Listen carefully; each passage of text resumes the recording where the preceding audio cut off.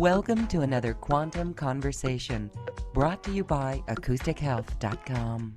I'm Loren Gailey, and I invite you to sit back as we enter the quantum realm, that space of the greater part of you. It is your connection to infinite possibilities, infinite potential, and infinite mastery. And welcome, everyone. Today, we are back with Matthew John. He is here to share with us an oracle's view of the future, and he'll do live readings as well. So we welcome everyone for being here. Hi, Matthew. Welcome. Yeah. Hi, Loren. It's so great to be back. Thank you for having me. Yes, it's good. This is interesting because you're going to share some information on questions that are on everyone's mind. Yes. We have time for readings today too. So Absolutely. We're going to do a ton of readings. So I hope people are going to filter in and not be shy about raising your hand for a reading, because we're going to take a lot of time to do readings today. But first let's have a little chat about little ascension update, how things are going on the planet. Does that sound good? Yes, it sounds good. Let's see, how do I put this? From a view in the head, from a head-filled ego human mind perspective, following mainstream news, we could ask a question. Oh my gosh, what in the world is going on? I thought we were beyond this. But on another inner... No, definitely not beyond this. Well, I know because here we are, light workers. We've been doing the work, we've been clearing, and we've been holding our vision of New Earth. And yet, if we were to look at the outer world, it seems like, people are far from it. But right. When we look into maybe an inner world, there is more of a sense of peace. It feels like people are it feels like the collective is being pressure cooked into surrendering to love, if you will, Yeah. or to turn into the heart, right? So definitely. Yeah. And I always like to, as best I can, take a bird's eye view, macro view of things. And yes, the light workers, we've been doing the work, but we could say the same thing in 1986 or before I was even born, or 1987, the harmonic convergence right after I was born, or in the 60s, right? The light workers have been doing the work forever, but we have to remember we are still a very small minority on this planet. It definitely happens in my work, in my personal life, is sometimes I forget that I am in a little bit of an echo chamber, and I'm very lucky to be where I'm surrounded by really positive, loving, optimistic people that are dedicating themselves to doing the inner work, that are all about growing their love, and they're opening their heart space and caring after the earth and caring after the animals and caring after themselves. And so when we can sometimes, I think, lose focus of that as light workers, and remember that we are doing the work, but we are the torch bearers, and we're still at the very, very beginning of this thing. And I think that's the grounded perspective that sometimes I'm able to perhaps bring to the community, where sometimes people in the community and even teachers in the community, I think, get a little bit ahead of where we're actually at on the planet. And it's coming from a place of love, because it's coming from a place of optimism. And yet we have to remember that we still are a relatively small number of torchbearers on this planet. Now, granted, that number is growing, and it's quite possibly growing almost exponentially. It is growing so quickly. And I can see that in my own work, because I'm constantly getting people to, doing one-on-one or group work with me, that are telling me, like, I just woke up last year or this year. Before that, I was never into any of this new age spiritual stuff. And all of a sudden, it's consuming me. It's the only thing that I want to, go into, and it's wonderful. So I see all the time that people are starting to wake up for the first time more and more. But we have to keep a grounded perspective in mind that we are still at the very beginning of this process. And there were materials in some sects of the New Age spiritual world all the way back to the 80s and even before the 80s that were predicting, cataclysmic, for example, channel material back in the late 80s and the early 90s, that many of them were predicting cataclysmic earth shifts around the year 2000 and pole shifts and volcanoes and floods, and that would be this instant awakening on the planet. And of course, that didn't happen. And then people were predicting that for 2012. And of course, that didn't happen. And then many people were predicting that for 2020. And of course, well, we had something big, but it wasn't exactly what a lot of people were predicting, and things like the solar flash. And a lot of times I find that people in the spiritual communities, the New Age community, sometimes get a little bit ahead of themselves, ahead of where we're actually at. And it's not a bad thing that we're at where we're at. It's all how it's meant to play out. But we're just at the very beginning of this ascension process, really. We're not, it's even debated whether we're actually in the age of Aquarius now or not. To me, the age of Aquarius began on December 21st, 2012. And I was down in Palenque, Mexico, near the pyramids for that whole celebration and to be in that energy. To me, that was the dawning of the age of Aquarius. But astrologically speaking, there's debate as to whether we're actually in that part of the sky yet. It could, some people say it's in the 2030s or the 2040s, but regardless, it's a space, this space between the harmonic convergence of 1987 and the 2040s, the 2050s. This is the space for pretty radical change on the planet. And if you zoom out, that's what, 70-ish years? That's about, a lifetime of the normal human lifespan as it is now, the average. It seems like a very long time, but if we zoom out to the entire Earth's history, they just found in Texas because of the drought, I'm sure a lot of people saw this, that a river dried up and it showed dinosaur tracks. I mean, our planet is so ancient and it's been through cycles of civilizations. I'm going to talk a little bit about Lemuria and Atlantis. I know you and I love talking about those two lost continents. It's definitely one of my favorite subjects. But even before Lemuria and Atlantis, going back to ancient Sumeria, and even before that, there's evidence that millions of years ago, there were humans walking the earth. And the whole idea of perhaps the Anunnaki coming millions of years ago, like Zecharia Sitchin's work. So if we really zoom out, if this ascension process isn't happening instantly, like a lot of people are hoping it does, and a lot of people are predicting, it actually makes logical sense that it is supposed to take a little bit longer than perhaps we would like as the light workers, because we have a planet of approximately 8 billion people, humans. And I certainly believe, and I certainly have seen evidence, that it's not just humans. There's many extraterrestrials involved with this planet. There's also beings under the surface of the planet in what I believe to be hollow parts of the earth that are involved. So it's not just the humans, the animals and the oversouls of different animals in the animal kingdom are involved. The plants and the oversouls of the plant kingdom are involved. The elementals are involved, the nature divas, the fairies, astral spirits from the fourth dimension. There's so much.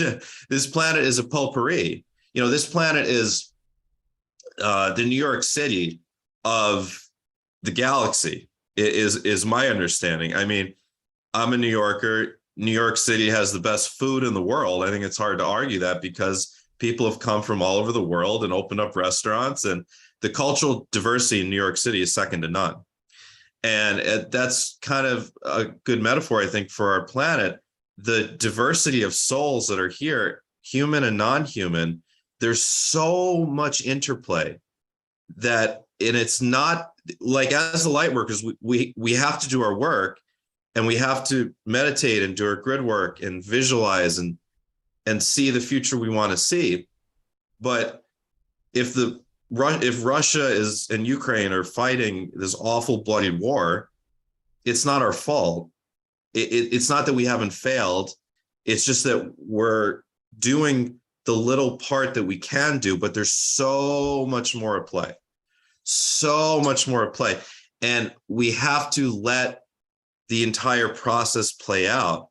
And this is going to be a process that will take continued decades.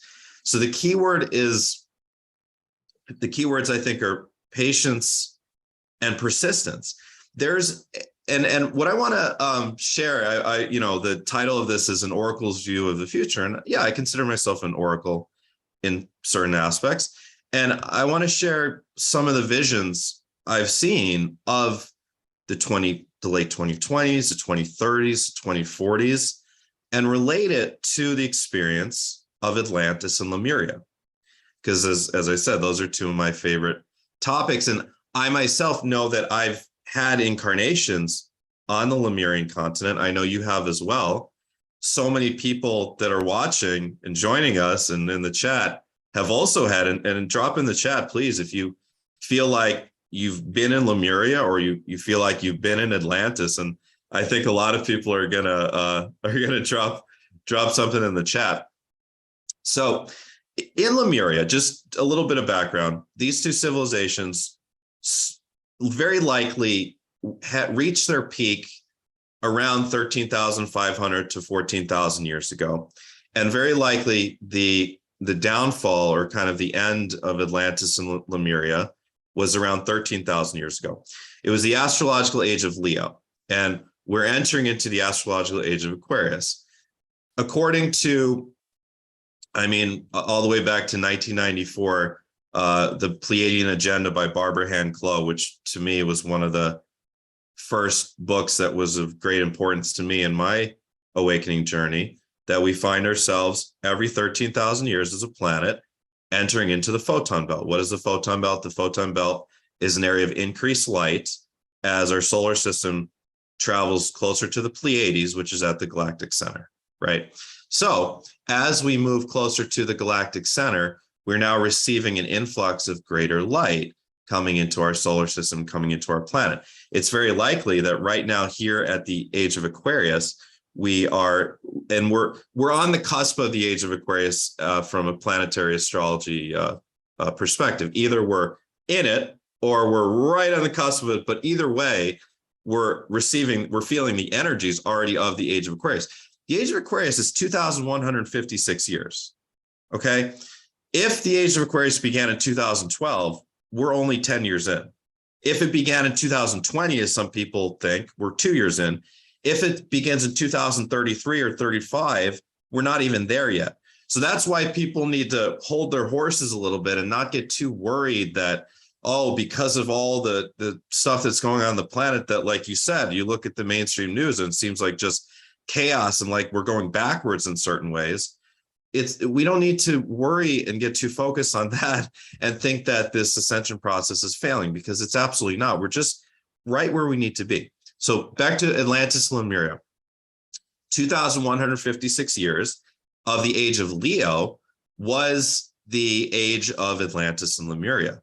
And in the Pacific, we had Lemuria. And Lauren and I have done shows just on Atlantis and Lemuria, and they were great. You guys can look back in the archives for those.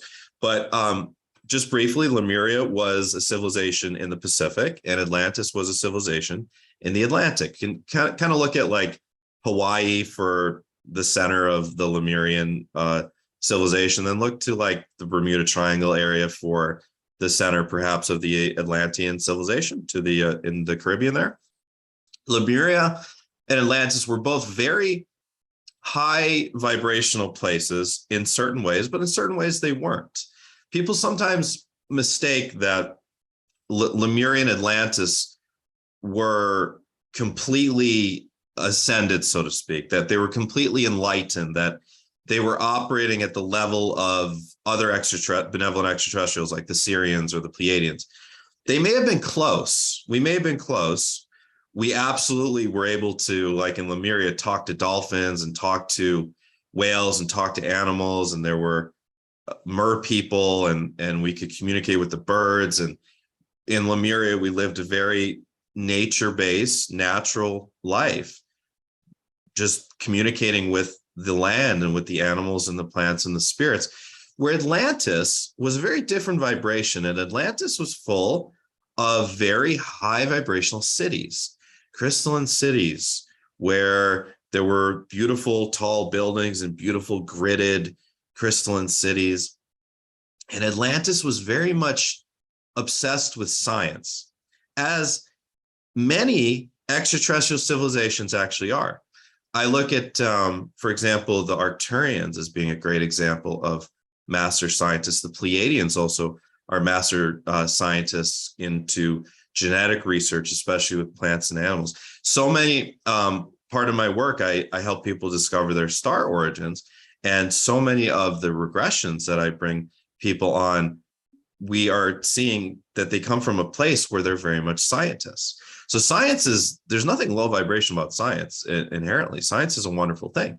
And the Atlanteans were very much focused on science and technology. And that's why I brought up AI in the description for what I was going to talk about, because we can see the Atlantean influence of energies where we're at right now in our timeline on Earth. You know, think back to like when I was in high school, right? We were just starting to get cell phones, and there were those old flip phones, you know, and before that there were just the little like phones like that, and you really couldn't do much other than call. Then you started to be able to text. Fast forward where we're at now, like it's just insane how much you can do with an iPhone, right? And remember, like Loren, you come from a media background. Remember back in the 80s, how did you film stuff? Or in the 90s, you had to carry these giant, you know, bulky cameras around, right? Those old JVC home video cameras, right? And fast forward, right? Remember? You couldn't touch a television camera if you weren't hired as a photographer. And now anybody with a phone can have a YouTube. Exactly. Yeah. Fast forward 25 years, literally anyone with a phone, you can make media. You can make your own television show and post it to the world. It's incredible. Like the technological advancements in the past 25 years are just unfathomable. And we're really at the point now where technology is an exponential curve. There's actually a scientific name for it, and unfortunately, I forgot the specific name. But there is a principle that technological growth happens exponentially. And if we look back to the Industrial Revolution and onward, you know, technological growth was relatively slow. The difference between, you know, the technologies you had between the 50s and the 80s were somewhat different. You had much better televisions, and you started to have more advanced cars and planes, et cetera. But it wasn't that different. But now the 80s to the 2020s, it is insanely different, right? And if we extrapolate and go from the 2020s to the 2040s, the 2050s, the 2060s, you can imagine the type of technology we're going to move into. So people that think that this ascension process is going to bring us back to kind of a place of like our indigenous forefathers from 300 years ago of just living on the land, I don't think that's accurate. I think that's a choice that many light workers are already choosing to make, and many will continue to choose to make, which is to move out of the cities and form New Earth communities out on the land. It's happening even so much. I mean, I'm amazed. I hear from people all the time, like, oh, we started this community here in Costa Rica and Mexico and Kentucky and wherever, right? So like, I hear about it all the time, and it's going to happen more and more. But even those communities are integrating with technology. Even those communities are making sure that they can get Wi-Fi so they can stay connected to the world, or so they can work remotely, or so they can create content that can, you know, show off their community or whatever, right? But if we extrapolate out, I mean, the growth of artificial intelligence, I mean, right, you know, there was a story about the guy, the whistleblower at Google, and, you know, who knows the accuracy of all. It's saying that, you know, that he found sentience in the artificial intelligence, and he tried to alert Google and they didn't want to hear him, right? that's going to be an issue for sure. The idea of AI becoming sentient. The algorithms for YouTube and Facebook and Instagram become so advanced, and they're going to become more and more advanced as time goes on. People are going to want to, whether we want to, think about it or not, people are going to want to explore things like microchips. And if they do, that's for them. And some people choose to not go that direction. And I think that's great. I probably won't go that direction either, but there will be people that will be like, wow, I can get a chip in my wrist, and then I can just get into my apartment without a key. I just scan, right? Or I can pay without taking my card out. I just scan, right? It's already starting to happen. It's already starting to happen in China. It will come to the West very soon. And things like flying cars. We already have automated cars, right? There was that whole social media thing that went around last month of in California, like people, horrifyingly videoing a self-driving car, right, with the driver asleep. It's already, who would have thought even back in like 2015 that by 2022, there would be a good number, especially in California, of self-driving cars out there, right? And we're just at the very, very beginning of that technology. Fast forward 8, 10, 12 years, I think you're going to see almost all cars in Western countries be self-driving. And then extrapolate that a little bit farther, I think you're going to get closer to like the Jetsons, where the cars are zipping through the streets of Manhattan, but off the ground to save traffic. And it makes sense. New York City, built up, right? Cities, Chicago, build up. So why not also build our roads up? And then it can be like Back to the Future 2, where Doc Brown is trying to zip it in and out of the air highway. And he's like, damn taxis, right? Anyways, I see us building up with everything. I see cities with multiple, there will be probably multiple levels in the air where these self-driving cars can navigate. I think the future of travel really is going to be pretty much Uber, but it might be like a personal Uber for people that can afford it. You might type into your phone, or maybe your phone, some people choose to have their phone like kind of embedded in their wrist, and they'll go, okay. It's like what they're doing in baseball right now. Baseball for 150 years, how do you call pitches? You just do two, curveball inside, right? Well, now they've got PitchCom, right? It's on the catcher's wrist, or it's on his knee pad, and he goes, okay, boom, boom, boom. All right, slider down and inside, and then the pitcher hears it in his earbud thing. Okay, slider inside. Like, who would have thought that? Like, who would have thought back in the 1940s? Like, you're watching the Yankees and the Cubs in the World Series or whatever, and it's like, then in the 2020s, what? They're going to actually have a device to call pitches? Like, that sounds ridiculous. It's infiltrating every part of society. So yeah, I think you're gonna, have a device on your phone or in your arm or something, and you're gonna be like, okay, type in the address. Your car pulls right up. You get in. Your car drives you. There's no accidents. Insurance companies. There's such incentive for insurance companies to have less accidents. So and for society in general, for governments, they're from a benevolent perspective. One thing about self-driving cars is if there's less accidents, that's better for society. Right. And of course, we lose the autonomy and the fun of driving. But I think that's the direction that we're going. I think the direction of purchasing things. Look, think about just 15 years ago, most people went to retail stores to buy stuff every time you need to buy stuff. You need to buy shoes, you go to the mall. You need to buy, home stuff, you go to IKEA or Walmart or whatever. Now everything's online. Amazon is delivering everything, right? And that's it's gonna get even more efficient. How fast you get things with drones delivering things to your house.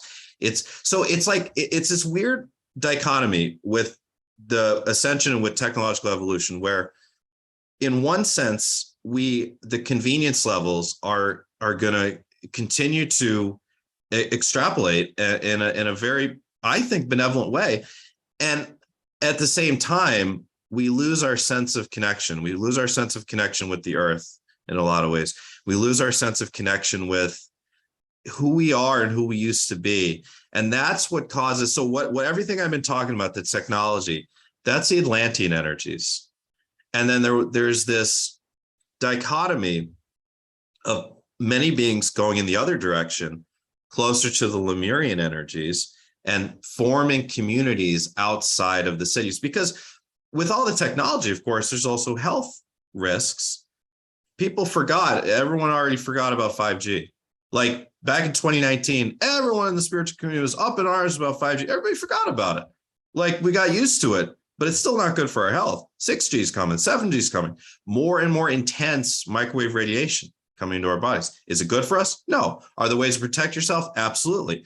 But that's like one of the reasons that, yeah, people want to leave the cities and move and create these more Lemurian type New Earth communities where it's community farming, solar energy, wind energy, creating one's own education systems, for example.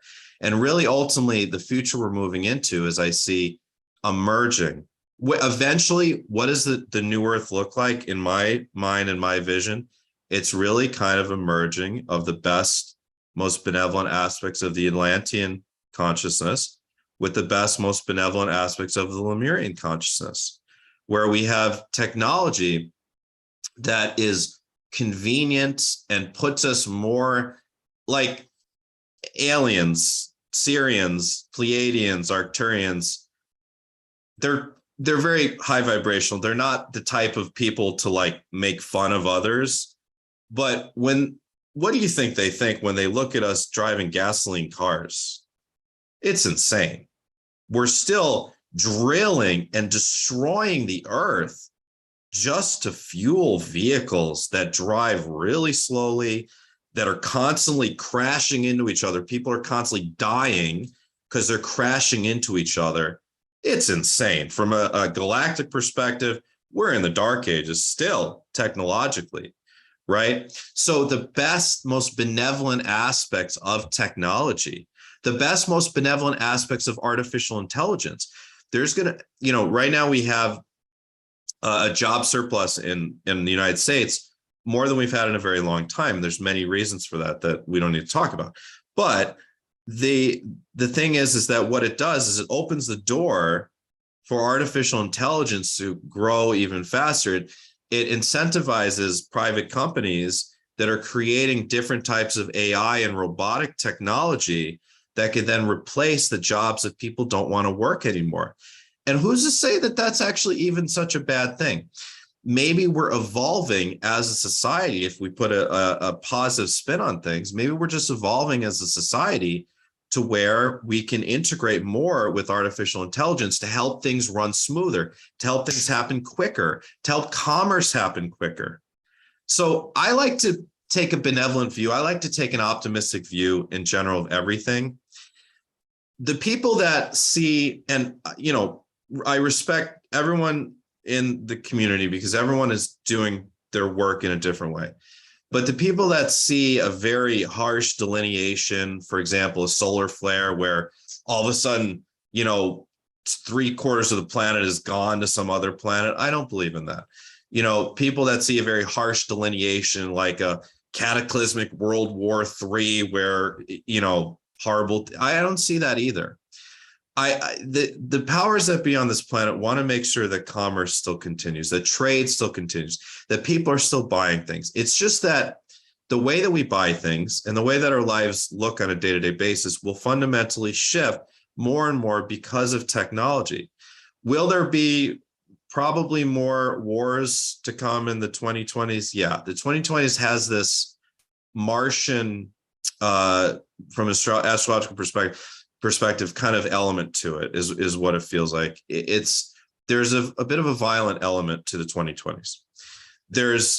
Are we going to see the earth also having perhaps some violence in the form of volcanoes or earthquakes? Probably, yeah. And does it mean though that we're going to see the end of the world? Absolutely not. Life still continues.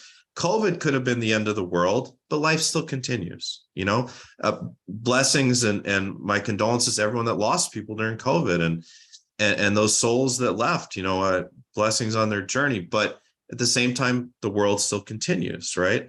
War in the Ukraine, blessings and on the journey and condolences. And my heart goes out to all Ukrainians and all Russian citizens that have nothing to do with this stupid war that's over geopolitics. And but at the same time, it's something that in the whole context of planetary politics and planetary affairs, and really on a higher level, the oversoul of the planet, it's something that was meant to be. In a dark way, any World War I, World War II, it always meant to happen from a higher soul perspective in order to step by step move us through the fire, through the pain, through seeing what we don't want in the world, to very slowly move us into eventually a new earth where we are living all as one, all in peace, all together, all creeds, colors, genders, every person, every animal living in harmony. And I truly believe in that. So to answer the first bullet point, whether the ascension will be completed successfully, I'm 100% sure it will. It has to be. It has to be, because not just being hopeful, but because this planetary ascension is so important to the greater context of the Milky Way galaxy. Because this is the battleground. This is the spiritual battleground right now in the Milky Way galaxy. And if the Earth doesn't, if the Earth isn't able to step into that ascension on its own, there will be more and more assistance from benevolent extraterrestrials. Up until now, the assistance has been very minimal. The direct assistance has been almost zero. Okay, other than perhaps preventing the geopolitical psychopaths from destroying the planet, like happened in Atlantis and Lemuria. Other than that, very little intervention, other than helping people to activate, downloading, channeling information and guidance through certain light workers and channels, and just being here to watch and to make sure that things don't get so bad that the planet blows itself up. But other than that, there's been very little intervention. We're supposed to try to do this on our own as best we can. We're supposed to spread the seeds of spirituality and higher consciousness and higher vibration out. And those, us that are the torchbearers, the light workers, we're doing that. We are doing our job. It's just that we're waiting for others to join in. It's like when you get on Zoom and it's like you're waiting for all the people to join. They're coming, but we just have to continue to do our part and put our messages out and do our meditation work and our grid work and emanate our love and light. And those people will continue to come along. It spreads like a positive virus. It spreads almost exponentially or logarithmically. And as that happens, energetically speaking, things like the war in Ukraine will no longer eventually be able to stand. The energy of it will not able to, there will be no support for it anymore when too many people have woken up spiritually on the planet. And it's not the people's fault. It is psychopaths in geopolitics that cause stuff like that. But at the same time, from an energetic perspective, it's a reflection of the status quo of where we're at. And the more that we push forward the envelope of spiritual evolution and us light workers leading the path, starseeds leading the path, then energetically, less of that stuff will be able to be supported. And perhaps stuff like that will resolve more quickly even. Are we there now? No, not really. We're still as I said, we're at the very early stages. So we all just need to be patient and continue to do our work and let the next couple decades play out. Well, I, for one, have been waiting for flying cars since 40 years ago, 50 years ago. Since the Jetsons, right? We all grew up on the Jetsons, and it's like, wow, that looks pretty cool. And I think we're right on the cusp. I really do. And this is a conscious choice that humans need to make, and that's why we talk about this here in a platform like this. Because, for one, I'm going to say I'm never going to take a chip. I'm never taking a chip. Yeah, same. Yeah, However, the Kahunas, though, the Kahuna take from Lemuria, the mountaintops of Lemuria in Hawaii, the Kahunas say, we be in flow with everything. We balance everything. Yeah. We balance technology and nature. So if you think about balancing technology and nature, technology's there. You'll even be able to be respectful of sentience in AI. Yes, that is such a good point. That is such a good point. I agree completely. Yeah, it's something that we're meant to, and there are okay, so for example, talking about like star races, there are many star races that create ships that are different than just physical, like flying saucers. They're more like thought ships, where actually they're being controlled by some little extraterrestrial in a location that is hooked up to AI and is now controlling the ship through the mind. And that ship is acting like a physical craft, being able to go in and out of dimensional frequencies. And that's all in the realm of artificial intelligence. So we need not, I agree completely, Lauren, we need not be afraid of, and we need not reject artificial intelligence. Rather, I believe, and it sounds like we're on the same page, is we integrate.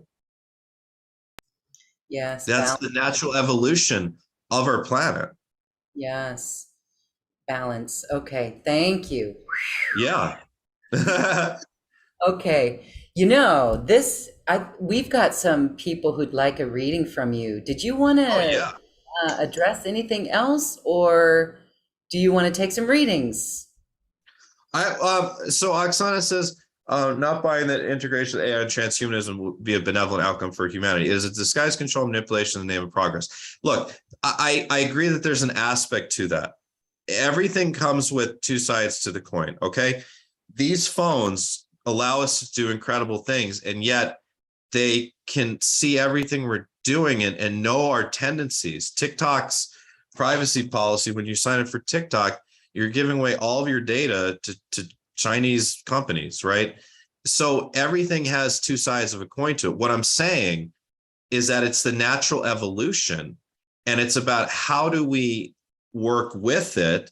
And when I look at the Earth 20, 30, 40 years in the future, I'm just sharing my personal vision and what actually a lot of my clients have had visions when we do the future self progressions, is that I see technology has gotten so much more advanced, and things like, okay, you can say a microchip is perhaps transhumanistic. Okay, but something like that is something that's quite prevalent.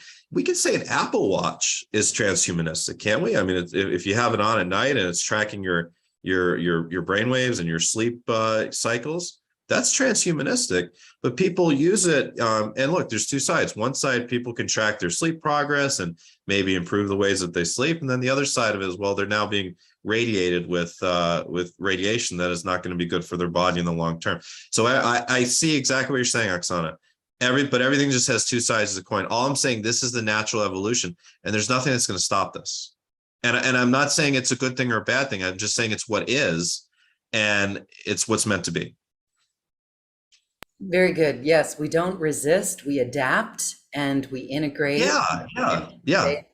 We stay in the heart and we remember love. We're here for love. Yes. That's always important. It's not a war, but we're here for love. We stand for love. Okay. Exactly. And Loren, you're so good at always bringing us back to that and reminding us that. And ultimately, yeah, that is, like, if we distill what is the ascension process like into just one thing, it's becoming love, because that's where we come. That's our source. Our source is love, the source, right? Yeah. The universe, the galaxy, everything is just made from love. It is love. And I just wanted to share before we go to readings, if those are on our Zoom call, want a reading, you raise your hand in the Zoom control box. Raise your hand. Yeah, and what I'd like to do for the reading, so somewhat open-ended, but I'd like you to at least give me a specific question or two. Ideally, I'd like to look into along the lines of like what your soul planned for, like this point of where you are in the timeline, or what's your soul plan for the future. Things like what your purpose is, things like what your ideal career is. Love readings, fine. We can be pretty open. I mean, we've never really done something as open-ended as this, but I thought, why not? So it can be relatively open-ended, and we'll just see where it goes. Give a couple minutes to each people. Great. I wanted to say the word, we hear this a lot. I woke up, I'm awake. Right. And it's even been politicized. I don't even want to go there. But what awake means, the word awakening means an awareness of the heart, an Yeah, awareness of I love, would that agree. more Yeah, love. I would That's agree. the definition of being awake. All right, I with would agree. that, we're going to go to Nancy. Nancy, I'm allowing you to unmute yourself, please. Um, what do I do? I'm downsizing. What do you do? What Where, do you do? uh, well, I was a retired biologist, but that doesn't Wow. have bearing on my future. Any Oh, suggestions into my future? but it relates. But it, I would love to travel around to waterfalls and caves. well, you should. So you should. Yeah. But the biology, part of you that, I mean, I can feel that coming from an off-planet place. I can feel that coming from several star systems, especially the Pleiades and the Lyran star system, right? So part of your truest highest self is a researcher, is an explorer of different worlds in this galaxy to understand the flora and fauna. So that's why you became a biologist in this lifetime. What do you do with the rest of your incarnation here? You continue that work, but just in a different way. So it's just about connecting with the nature spirits, the divas, the elementals, the plants, the animals, right? Hopefully you have animals and plants around you in your abode, in your place where you live, I would hope. Connecting with No, nature. No, that's very odd. no, I don't want to be tied down to a house watering plants and being away for a week or 2 weeks and having to have a plant sitter or an animal sitter. Well, No, I don't. plants are easy. Plants are easy. Not, Well, not if you travel for a couple months at a time. yeah, that's true. Okay, Mhm. so then forget about what I said about being in the home, then travel and connect with the plants and the animals by going to different Right, points on the grid. Okay, go to Egypt, right.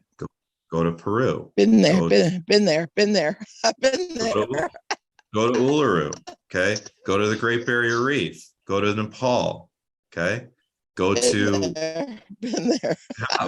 we'll go again. You have a very Sagittarius vibe to you as far as your your what you're supposed to do here. It's about exploration, physical exploration, understanding connection with everything that's around you. I mean, what else would you do other than continue to travel? What else would you do? You're 73, you're not going to sit at home and watch TV.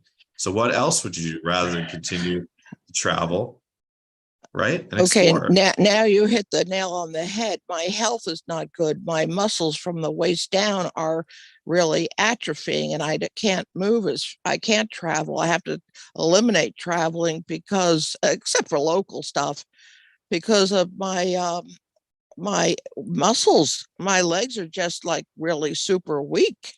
I can't get up from a table good. I can walk fine, but I can't get up. It's my health holding me back. Okay. Let me just feel into that.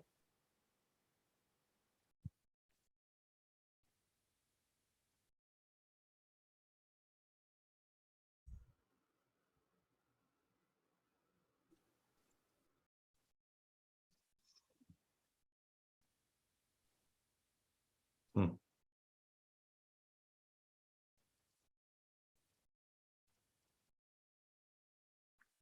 Well, I can feel a lot of several instances of past life trauma to the lower region in like war situations. And I think that's part of what happened from an energetic level. Also, I just feel like there's this complete lack of feeling rooted in a part of where you're at. It's uncomfortable. It's uncomfortable to be here, but through the discomfort, there's something. Your soul wouldn't have created this for no reason. Your soul had to create this in order for you to really go deeper into learning to be okay and learning to be at peace with not just the planet, but what's happened in your own life before Mhm. this, relationships, family relationships, maybe romantic relationships, something like that. There's something about the ideas coming into, and it's also it's an invitation. It's a crossroads. It's like the judgment card in the tarot, where it's like the invitation is there. You're at an age where the invitation is there to, if you really get on the highest possible vibrational path, is to experience fully the ascension while in this physical body. And through that, you would have to achieve this self-healing through mastering the mind. Homeopathy would be good for you. Homeopathy would be good for you because this is rooted very much deeply in the unconscious mind. I think homeopathy would be very good for you, like a very experienced homeopath. And I don't say that to anyone. I just pick that up for you. Thank you.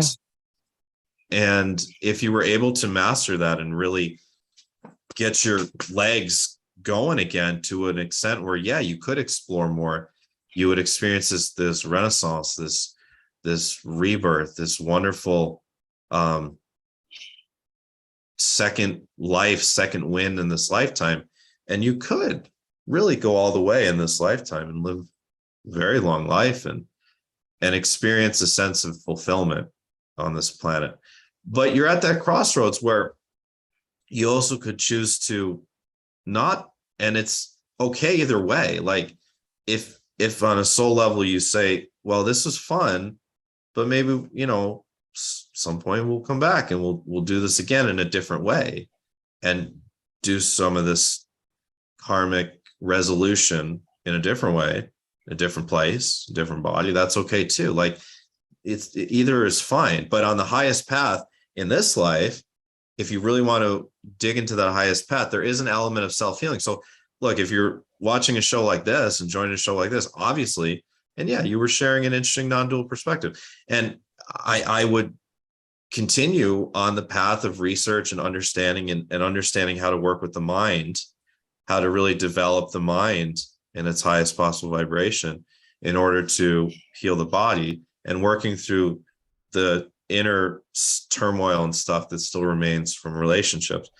As I said, things like homeopathy. There's also, like PEMF therapy might be good for you as well if you try that. There's so many different things you can try.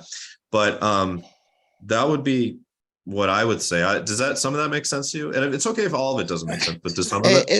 It's right on. I have a life wish and a death wish. I'm at the crossroads of both. It's that crossroad. It's the judgment card in the tarot where you're at. And the judgment card, what after the judgment card is the world, right? Which is the world is the culmination.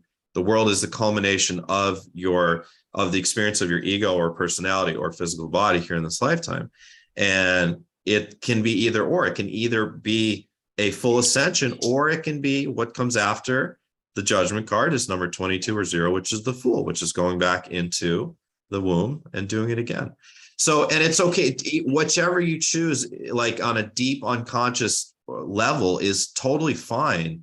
But you do have the power with your conscious willpower if you really, really want to. And you wouldn't be asking these questions if you didn't want to, is to really dig into the former path, as I said, and fully experience your ascension while in this body.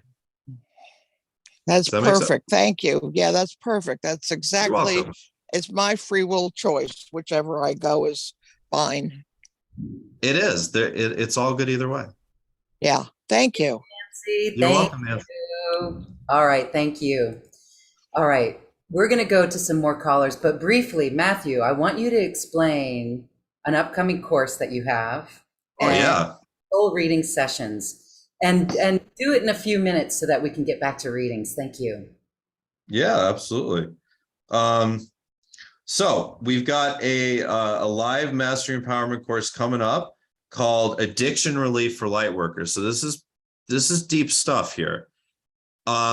It's something that I've been thinking about bringing to the community for a while is some addiction relief work, because over the decade that I've been doing private work with people, I was surprised in a way to find that so many light workers are actually still struggling with addictions of many different kinds. And it's something that really isn't openly talked about as much as it needs to be in the New Age community, because it's just this like stigma that like, oh, if you're a light worker, of course you're going to be past something like alcohol addiction or any addiction. And it's not necessarily true.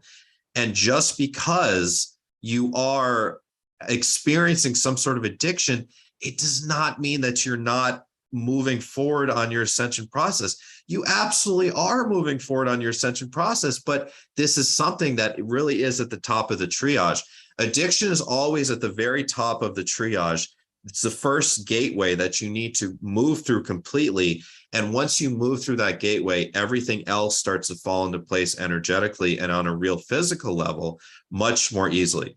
So if you are experiencing addiction, if you have experienced addiction, if you know someone that has experienced addiction, October 15th, be there on this live mastery empowerment course.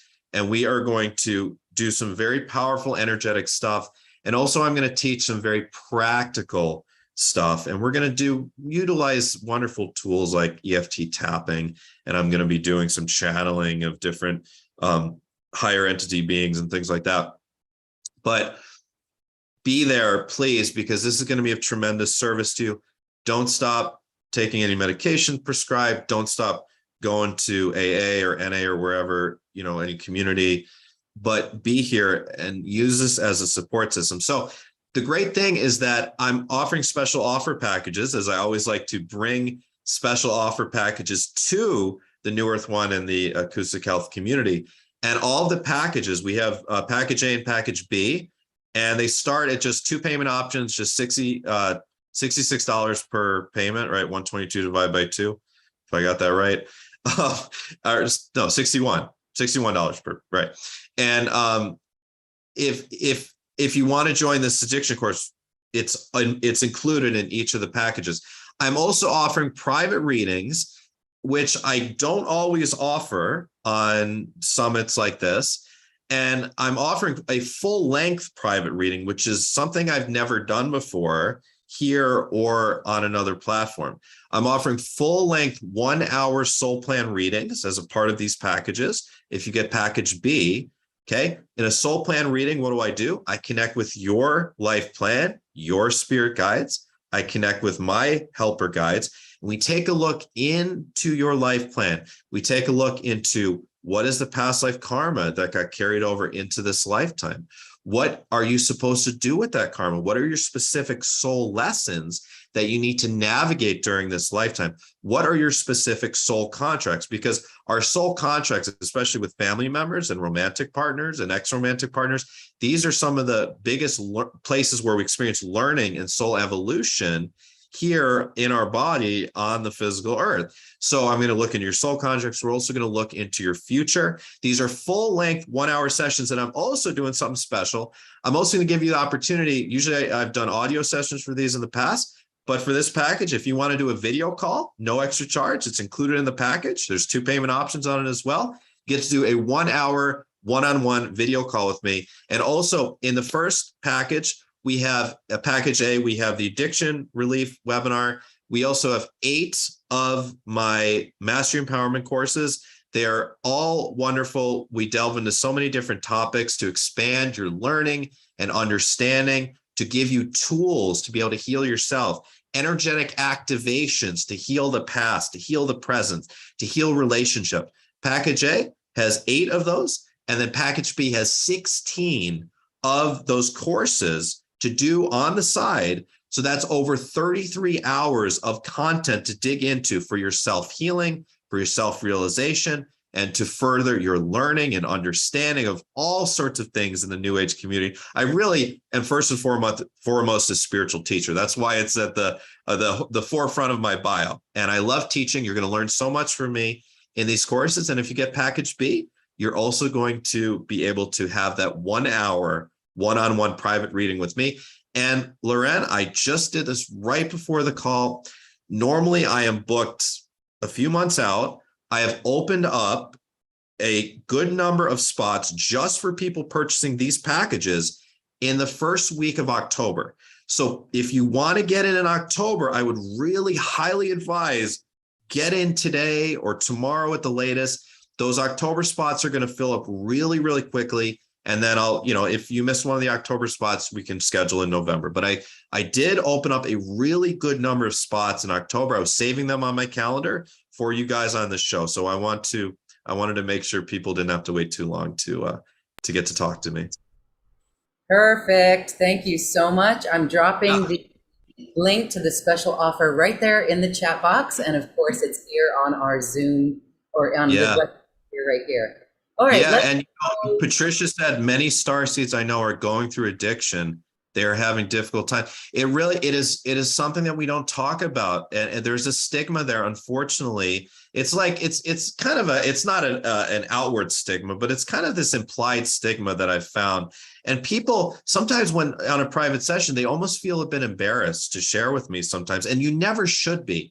You never should be embarrassed to share something like that, because in order to recover from addiction, you need the support of others. It is so difficult to do it just on our own when we're just involved in our own conscious and subconscious thoughts and patterns and the same people around us. When you're able to reach out and work, especially with a group like AA or NA, or as I said, as a supplement, do work with me on October 15th. Okay, it can be so helpful. So Patricia, thank you for bringing that up. Thank you. All right, here we go. Back to our readings. We have Carlita. Hi, Carlita. You can unmute yourself and we can give you a reading. Hello. Hi. Hi. Hi, Carlita. Hi. I'd love for you to shed your light on my soul plan. Yeah. Any specific aspect of it? Just give me because Well, I'm working on several. I'm working on several creative projects, and I would like to hear some more on how to about the realization of these creative projects. Yeah. Perfect. All right. Let me tune into that. This is called Psychic Juice. Bless you. That's a joke, but okay. Yeah, I know.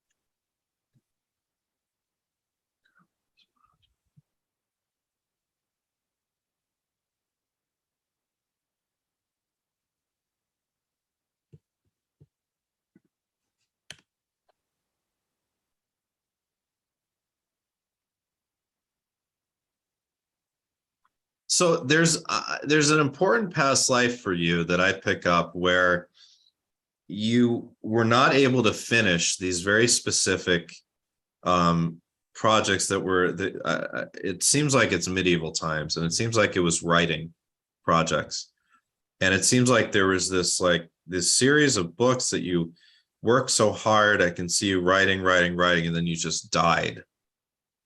I think you had a heart attack. And the work was never published. And when you left the body as a spirit, it was just you kind of ironically felt like, oh my God, I spent my whole life working on these projects, these books, and then it just never got published. What was the point, right? So in this life, you're kind of at a similar point in age of where in this lifetime, and this was a man. It seems like this is in Italy. and like in the northern part of Italy. Yeah. And you're kind of at a similar point where it's like, all right, am I going to actually publish this stuff? So the thing that I saw when I asked Alexi guidance on that or clarification was publishing. I don't know if it's writing, if it has to do with writing or whatever it is. It's about writing is most certainly a part of it. Yeah. Yeah. So it's about publishing and getting this stuff out. I don't know if it's on Amazon or Etsy or where you're going to get this stuff out, but it is really important. And it feels like energetically like this like key that was in this hole and it was just kind of sitting there. And then you finally turn the key with this with the publication of these things. And then once you do that, it actually gets the ball rolling. And then I see it opening up some sort of new portal into actually a different thing that you're going to go into and publish that's a little bit different than whatever you're doing now. I think there's something, and there's also something that is along the lines of starseed stuff that goes into eventually the things that you're writing or publishing or making. You're see, I'm just pick up where you're from. So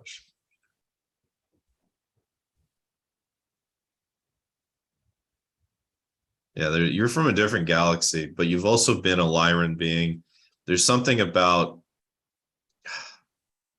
bringing this energy and perspective of coming from the stars down here at some point into your writing. And it's not happening right away, but it's something that's down the line.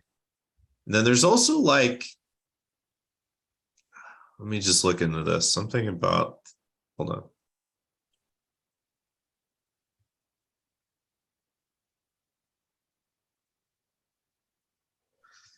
I think you should, I don't know if you've ever done this, or I really think at some point you should swim with dolphins. I know it sounds really random, but I just get this vision of you swimming in the ocean with dolphins, and it's like really activating to you. And I think you would have such an affinity with the dolphins. And there's something about, from a past life perspective, there's a little bit of a twinge of needing to heal some karma from the ocean. Maybe you had a boat accident or something in another lifetime. But could you tell something about the writing project? What was that about?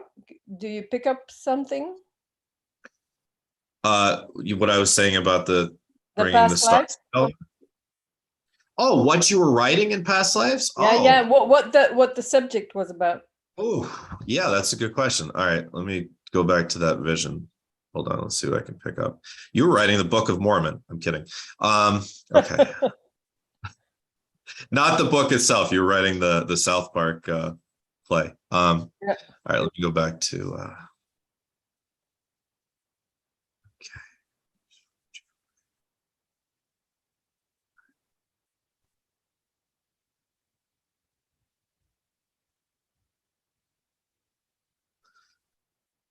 It was these like deep emotional like novels that were about like going to the depths of like inner pain and darkness and romance involved, and you had, and then you were also writing like these like this like scientific manual or something. You were this lonely guy that just loved to go in your apartment, drink and write, and but like none of it really got published. You just kind of died. You had a lot of pain from your mother, and you might have had like this really significant like romantic time with this one woman, but it was so like damaging to you. I don't know. Would that life explain why that makes that I have this feeling that something is kind of blocking me in going forward with my project? Yeah. Yes. Okay. Because you just died and it never got published, and you had no like self-confidence in yourself either in that life, really. You know, you were a bit of an alcoholic. Well, I am not one in this life, most certainly Good. not. Yeah, that's very good. And it doesn't take too much effort to be non-alcoholic at all. But Good, I yeah. wonder, so is that working like just contemplating on that life to get through that blockage or what? No, it's very simple. You just, okay, you know the information of like, all right, Yeah. that's a part of why this fear and these blocks have come up around these projects. Yeah. But you just bust through. There's no other way other than just busting forward, busting through, and just writing and just creating. Yeah. You know. Okay. But it's good to know what, if you know that, it's like, oh yeah, so no wonder I've had a little bit of this. I get You know, but it's even more impetus, it's even more of a motivation to just push through. Yeah. And do you pick up, because I need to move, a house? I think you should live near the ocean, ideally. I don't know if you live near the ocean or not, but ideally, I think your vibration would be best near the ocean. Also, you should look at your astrocartography, and that's something that I can certainly do if you book the package B, and we can dig way deeper into not just your astrology and your astrocartography, but also soul contracts and things like that. But you should ideally, for this project, you should look at your astrocartography as well. I think relocating to a different city, if you can, I don't know if you're in a position now, would be a decent idea. Yeah, well, I'm living on the outskirts of a city, but I know I need nature. Oh yeah. Oh, well, I don't mean you have to be in a city. I mean, just locate. I should use a different word. No. I say that right now I'm living on the outskirts of a city, but pretty near to a park, and I know I need nature. You need more nature, yeah. I think it just feels like moving closer to the coast. Okay. Good idea. But yeah, if you want to get to package B, we can go much deeper. And do you know what astrocartography is? Lauren, do you know what astrocartography is? Kind of. No. Okay, so astrocartography is really cool. It's taking your natal chart and extrapolating it out over a globe, and you have lines. You have your sun line, your Venus line, your Mars line, your Pluto line, etc. You have your ascendant line, your midheaven line, and so you can see where on the planet, if you're within like 200 miles on either side of the line, you're going to be very deeply into the energy of whatever planet that line is. And so if you're right on your sun line, you're going to experience career success. If you're right on your Venus line, you're probably going to meet someone. If you're right on your Mars line, you might, be able to really achieve a better physical, health. So it's pretty cool. And that would be helpful for you if you're considering moving. And if you're mobile, you can move a couple hundred kilometers if you need to. Like, looking at your astrocartography would be great. Okay. And that means package 2. Did I get that right? Yeah, package B. Yep. Okay. Yep. And there's a 2 payment option on that. So you don't have to pay it all up front if you don't want to. Okay. What did you say? I didn't get that. Oh, sorry. I speak quickly sometimes. There's a 2 payment option on both packages. So you can pay half now and half later if you want. Okay. Yep. Okay. Thank you very much. Thank you, Carlita. Yeah. Thank you, Carlita. All right, well, you guys can see how Matthew works and how he tunes in and how he assists people.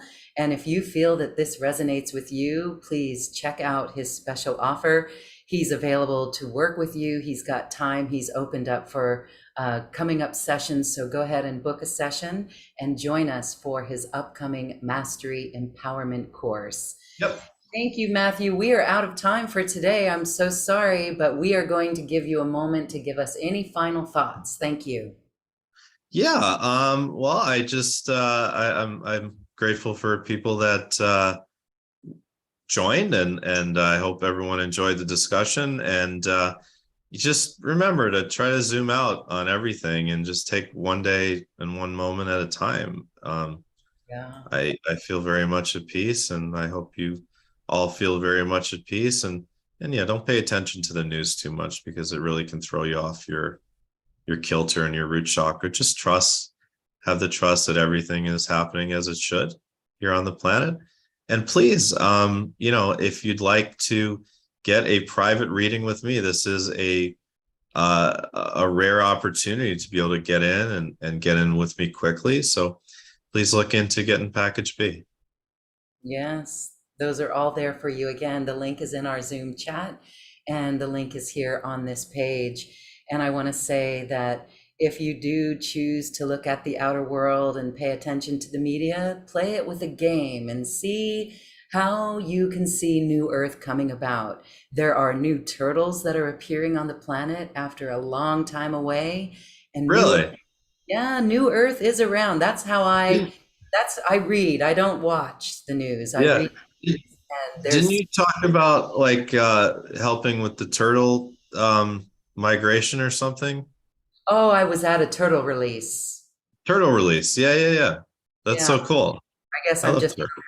have an affinity with turtles. But there's ways that we can see New Earth coming about in the news. Yeah. And that's the game that I play. And remember, you are in your heart, everyone, and we are here to anchor people in our hearts, and we are here to embody our higher self. Thank you, Matthew John. This has been wonderful, and we appreciate the time today. Thanks so much. Yep. Namaste. Namaste.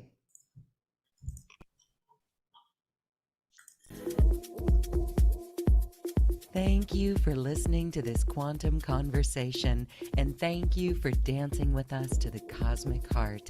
As we raise our own vibration, we raise the vibration of the planet. This show is dedicated to you and all awakening hearts, as we are here to shine our bright light and amplify our love. Access all quantum conversations, special offers from our guests, and online healing retreats by visiting acoustichealth.com. I'm Loren Gailey, and from my sacred heart to yours, I honor your magnificent love and light.